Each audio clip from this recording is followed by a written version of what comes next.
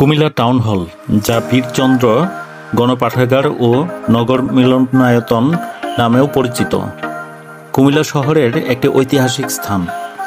এটি 1885 সালে প্রতিষ্ঠিত হয় এবং বর্তমানে এটি একটি গুরুত্বপূর্ণ সাংস্কৃতিক কেন্দ্র, যেখানে বিভিন্ন সভা, অনুষ্ঠান এবং ঐতিহ্যবাহী খেলাধুলা যেমন হাডুডু ও কুস্তি অনুষ্ঠিত হয়। সম্প্রতি এটি ভেঙে নতুন করে নির্মাণের বিষয়ে আলোচনা ও জনশুনানি অনুষ্ঠিত হয়েছে। কুমিল্লা টাউন হল, যা বীরচন্দ্র গণপাঠাগার ও নগর মিলনায়তন নামেও পরিচিত, কুমিল্লা শহরের একটি ঐতিহাসিক স্থান। এটি 1885 সালে প্রতিষ্ঠিত হয় এবং বর্তমানে এটি একটি গুরুত্বপূর্ণ সাংস্কৃতিক কেন্দ্র, যেখানে বিভিন্ন সভা, অনুষ্ঠান এবং ঐতিহ্যবাহী খেলাধুলা যেমন হাডুডু ও কুস্তি অনুষ্ঠিত হয়। সম্প্রতি এটি ভেঙে নতুন করে নির্মাণের বিষয়ে আলোচনা ও জনশুনানি অনুষ্ঠিত হয়েছে। কুমিল্লা টাউন হল, যা বীরচন্দ্র গণপাঠাগার ও নগর মিলনায়তন নামেও পরিচিত, কুমিল্লা শহরের একটি ঐতিহাসিক স্থান। এটি 1885 সালে প্রতিষ্ঠিত হয় এবং বর্তমানে এটি একটি গুরুত্বপূর্ণ সাংস্কৃতিক কেন্দ্র, যেখানে বিভিন্ন সভা, অনুষ্ঠান এবং ঐতিহ্যবাহী খেলাধুলা যেমন হাডুডু ও কুস্তি অনুষ্ঠিত হয়।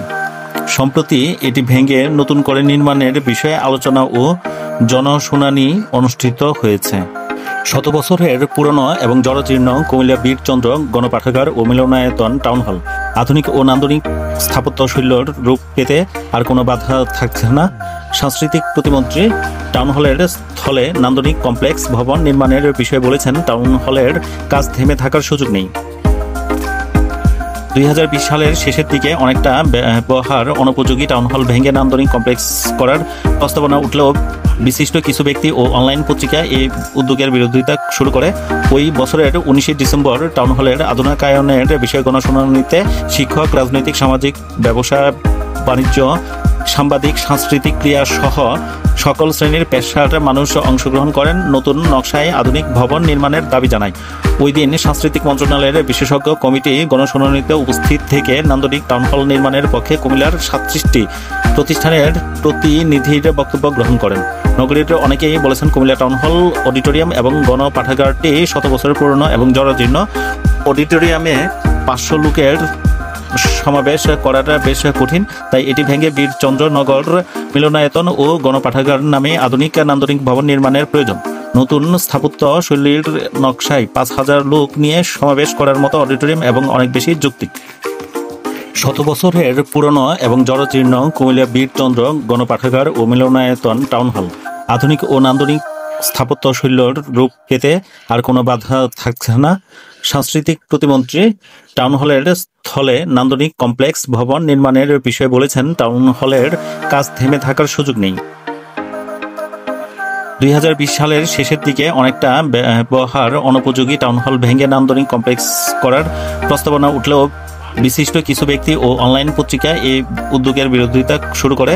ওই বছরের 19 ডিসেম্বর টাউন হলের আধুনিকায়নের বিষয়ে গণশুনানিতে শিক্ষক, রাজনৈতিক, সামাজিক, ব্যবসা, বাণিজ্য, সাংবাদিক, সাংস্কৃতিক ক্রিয়া সহ সকল শ্রেণীর পেশার মানুষ অংশগ্রহণ করেন। নতুন নকশায় আধুনিক ভবন নির্মাণের দাবি জানায়।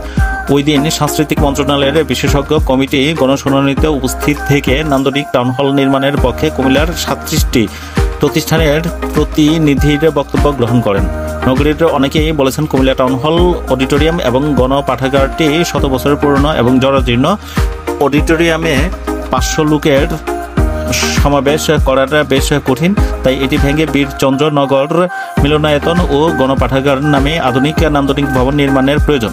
নতুন স্থাপত্য শৈলীর নকশায় 5000 লোক নিয়ে সমাবেশ করার মতো অডিটোরিয়াম এবং অনেক বেশি যৌক্তিক।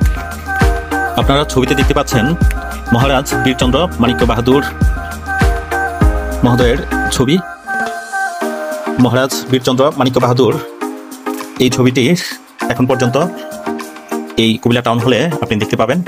ওনার মুকুট, ওনার যেই রাজকীয় পোশাক, সেই পোশাক বেষ্টিত এই একটি ছবি আপনি কুমিল্লা টাউন হলে আসলে এই যে এর ভিতরে লাইব্রেরির গণপাঠাগারের পাশেই আপনি এই ছবিটি ওয়ালের মধ্যে দেখতে পাবেন। তো দেখে খুবই ভালো লাগলো।